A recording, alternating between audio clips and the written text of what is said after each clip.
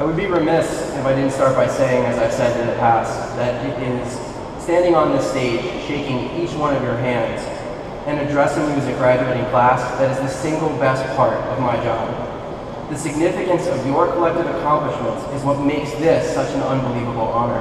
And I couldn't be more proud to be a member of this faculty, a director, and most importantly, a fellow PSYC. So take a moment to look around. I mean, actually look at the students sitting beside you. This is actually the first time that you've ever sat together as a whole class. It's also the very last.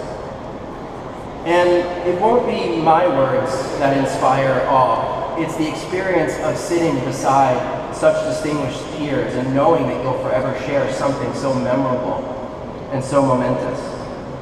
Now, during your smaller class meetings, you know, the ones in cinder block, windowless classrooms, in halls surrounded by toothpaste green tiles that freshmen think are some sort of experimental maze, it was always the faculty that got to decide what you did that day. However, seeing as this is your very last class meeting, I'm going to let the graduates make that decision.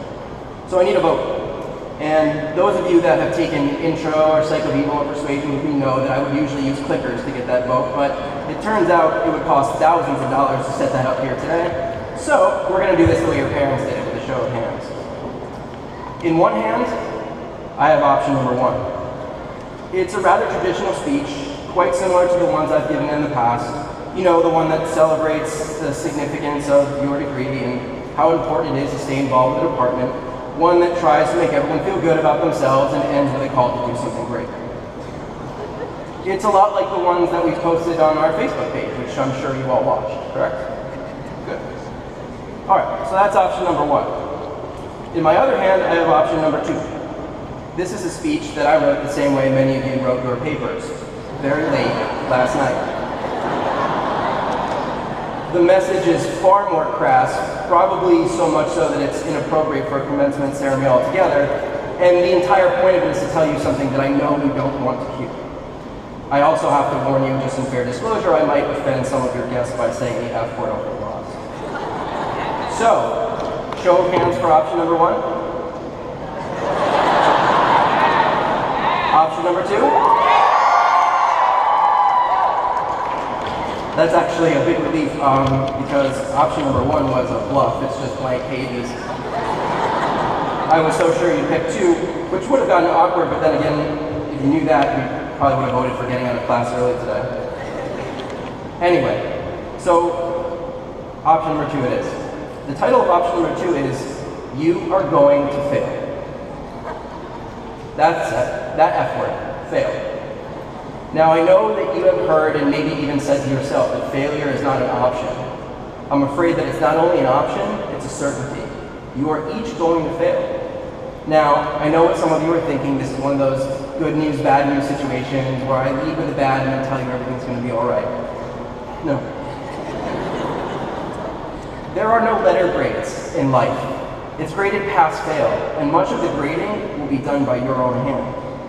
The question is not whether you might fail, but rather, what will you fail at? What will you attempt and not achieve? Why am I so sure that you'll fail? Well, I'm certain because I've personally worked with you and your peers. I have seen this class in action, and there is no question in my mind that you have the spirit and now the training to attempt things so great, so important, that they are worth the risk of failing. Those things that are far beyond what's easy, what's comfortable, what's safe. Your greatest achievements in life, just as in love, and will be the things and the people that are worth the risk of failing for. We made a mistake if we made you feel that failing at something made you a failure. It doesn't. To fail is to come up short from a goal.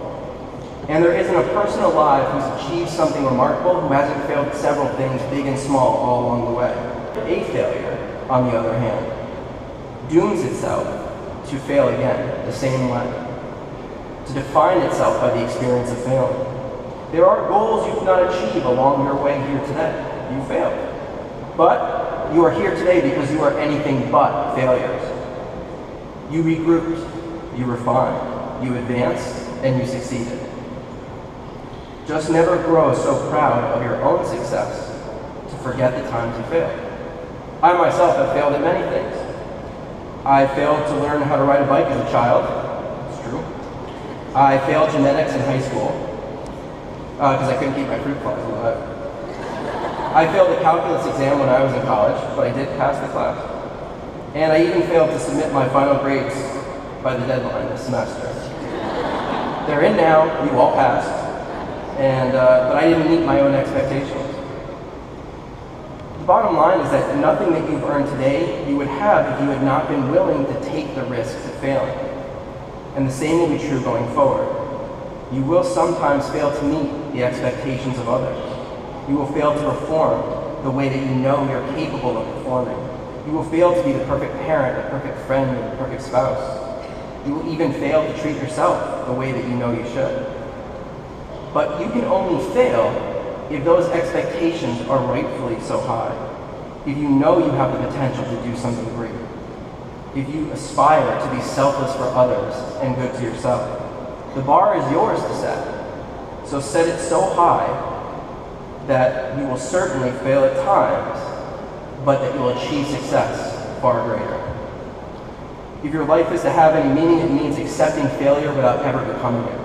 It means embracing the fact that you are only successful today because you failed along the way and you made yourself better for it. But make no mistake, you did not fail alone. You had people as your shoreline who made sure you turned your fails into sales, and you could not have completed this journey without them. None of us could be here without the people that made that happen. They are the students beside you, the people all around you, those of us on the stage, and those in your hearts that couldn't be here with you in the flesh today.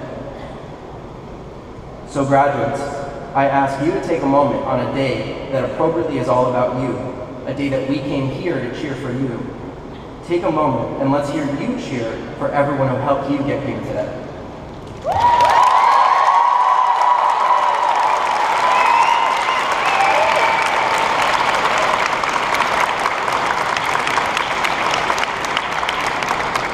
So as you leave us today, as you finally wrap your heads around the fact that this was your very last class meeting and it's over, that you are no longer students here, do not leave here clinging on to the fact that you passed as though that degree is a lifeboat. Do not leave here with a fear that you might fail. Leave determined to be the reason why failure damn well better fear determined. Congratulations.